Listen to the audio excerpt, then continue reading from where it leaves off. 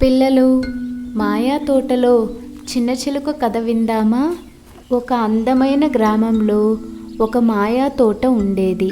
ఆ తోటలో రంగురంగుల పూలు, తేనెటీగలు, సీతాకోక చిలుకలు ఆనందంగా ఉండేవి. ఆ తోటలో ఒక చిన్న పచ్చ చిలుక ఉండేది. ఆమె పేరు చిట్టి. చిట్టి చాలా తెలివైనది, కానీ కొంచెం భయపడేది. పెద్ద పక్షులు ఎగరడం చూస్తూ నేను ఎప్పటికీ ఇంత ఎత్తుకు ఎగరలేను అని బాధపడేది. ఒకరోజు భారీ గాలి వచ్చింది. తోటలోని పూలు వంగిపోయాయి. చిన్న సీతాకోక చిలుక ఒకటి గాలిలో చిక్కుకుంది. చిట్టి అది చూసింది. నేను చిన్నదాన్ని, కానీ సహాయం చేయగలను అని ధైర్యంగా అనుకుంది.